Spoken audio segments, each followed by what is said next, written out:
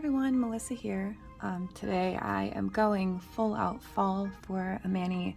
I've been wanting to try a patina style design for a long time, and I saw a video by Kirsty Meakin from Now Nails where she was using this really cool jelly stamper technique, and it gave me an idea for how to try and execute this design. So that's what I'm going to be doing today.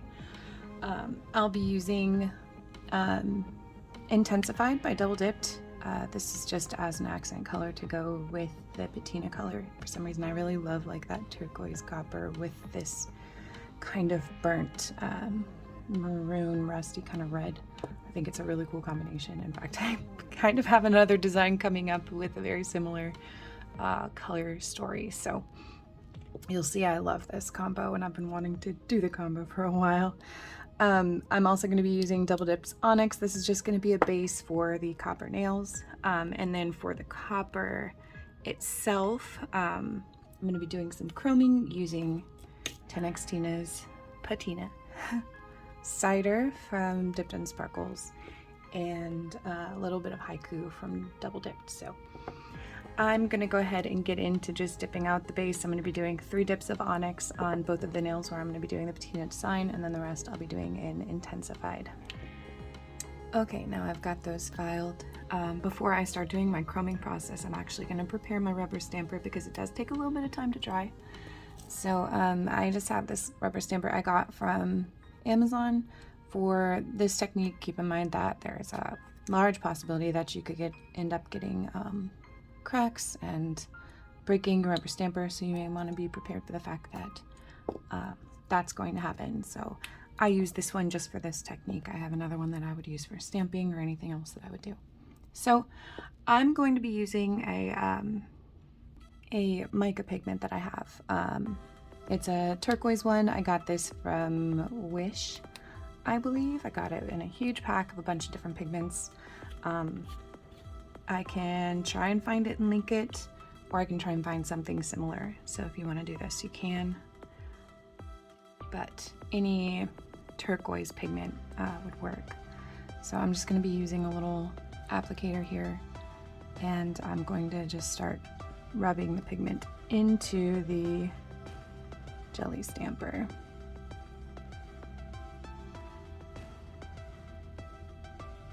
I want to get a nice coat on there. Okay, I've just blown off any of the excess that is on top of it. Okay, now you're going to want to just get some white acrylic paint and a paintbrush, and we're going to paint a layer of white acrylic over the top of this. You want it to be a decent layer, not too thin. Make sure it's kind of opaque, because this will make sure that the crackling works properly. If it's too thin, then it's not going to crackle the way you want it to.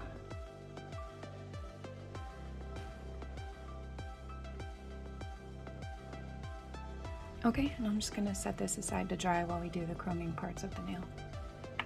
Okay, as I said, I'm going to be doing the chroming in kind of in layers, so multiple chrome layers, just because, for one, I don't have the exact copper color chrome that I would like.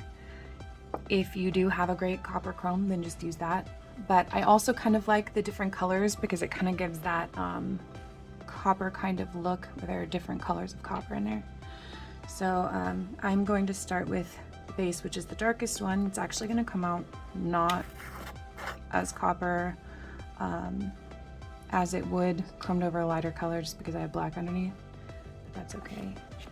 So I'm using a no wipe gel top coat. I'm using my double dip no wipe gel top coat for this, and I'm just going to put a thin layer. Actually, I'm going to buff the nail really smooth first to make sure it's nice and smooth.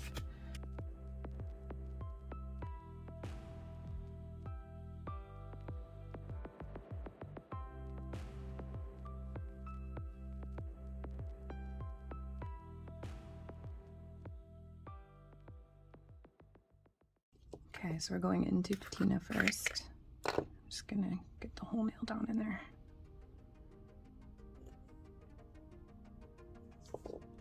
And just give that a nice rub in with the finger. So when you're dipping into or chroming with dip powder, you've got to chrome past the base powder.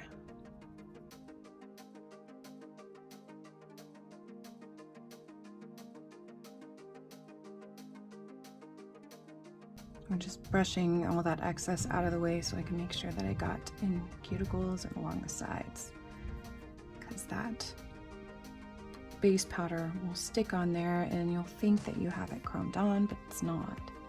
Gotta get past that. Okay, so we've got that base color down. Next, I'm going to lighten it up a lot with Haiku. It's gonna turn it kind of gold.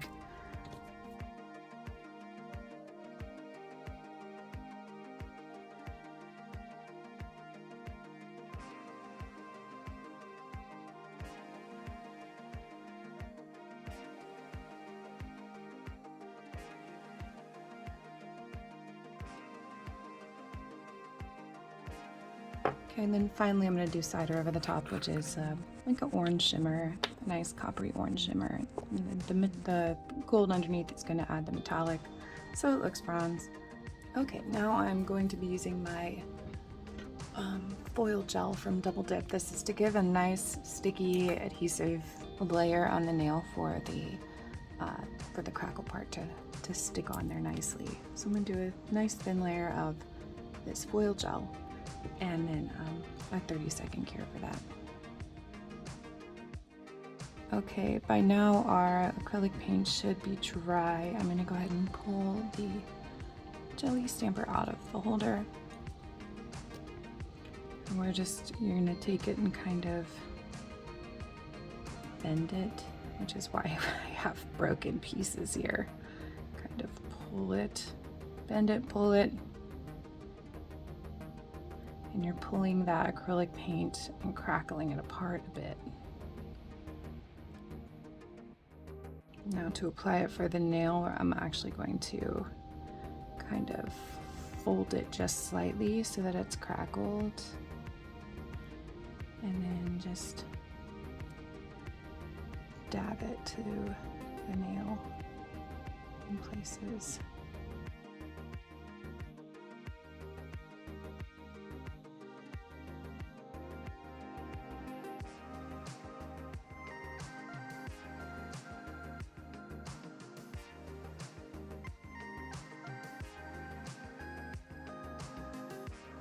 It's very easy. Just kind of tap it on and cover in spots that you want there to be some of that turquoise color. Just press it down, make sure that stays. And give that another little 30-second cure just to make sure that layer is cured. And then this you can just clean up with alcohol and use paper towel and alcohol and just wipe it down. Okay, today I'm just gonna make my life easy, cover everything in a no wipe gel top coat, cure it and call it a day. So I'm just go ahead and put this top coat on.